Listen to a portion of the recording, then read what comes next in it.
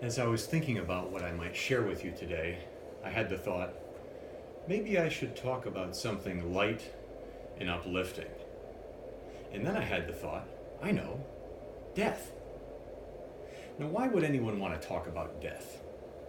Many of us live our lives avoiding the thought of it. Isn't it kind of morbid to think about? What possible value could there be in dwelling on it? In ancient Rome, when a victorious general returned from battle, there was a massive celebration, a parade as the man rode back into the city. A roaring crowd, thousands of people, cheering, applauding, worshiping the general. Now I'm guessing that general, with all those people applauding, all that pomp and circumstance, might have been experiencing just a little bit of self-satisfaction. Yes, thank you. Yes, I am the general.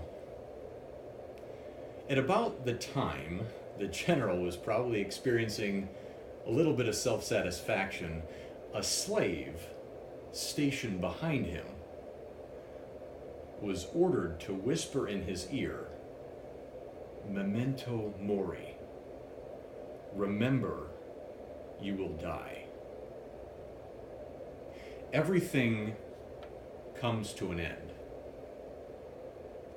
No matter how good things are, no matter how bad things are, everything comes to an end. We do what we can on this earth.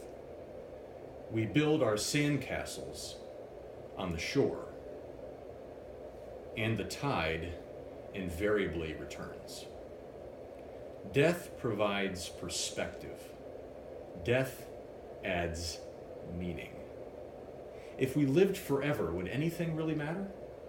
It's precisely because we have an end point that there's an urgency to figure out how to live well.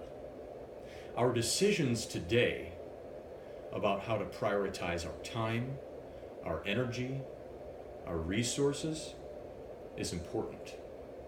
Our mortality gives us the impetus to focus on what we truly value and what we really want.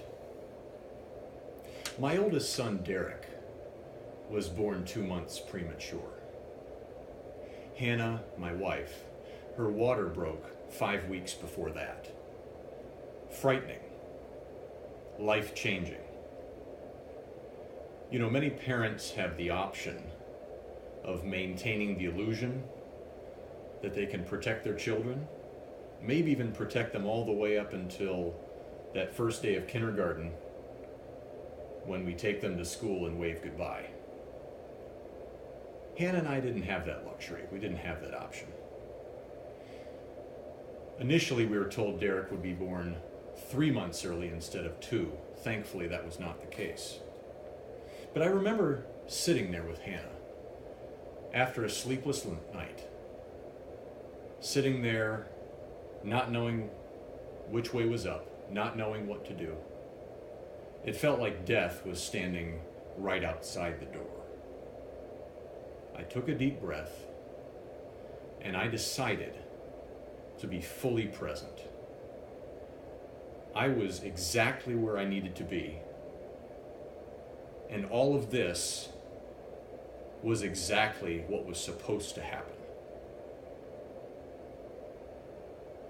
I just began singing. I began singing because I felt like I had to. I sang to her pregnant belly, and I felt a kind of peace almost immediately.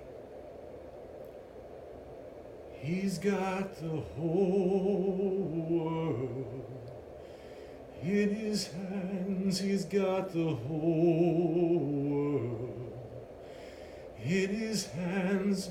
He's got the whole world in his hands. He's got the whole world in his hands. Sing along with me if you know this. He's got the little tiny baby in his hands. He's got the little tiny baby In his hands he's got the little tiny baby. In his hands he's got the whole world in his hands. He's got you and me, brother. In his hands he's got you and me, brother. In his hands he's got you and me, brother. In his hands he's got the whole world in his hands. Derek, miraculously, now is a healthy, bright, active 10-year-old who dreams of playing in the NBA. I refuse to tell him that that's impossible. We all have the opportunity to be present, to keep perspective. Our mortality reminds us of the impermanence of things and compels us to focus on what matters most. The entirety of that Latin phrase I referenced earlier is memento mori et carpe diem. Remember that you will die so that you seize the day. Every moment is precious. We don't live forever. Breathe. Be present. Sing like it matters. Live like it matters. Thank you.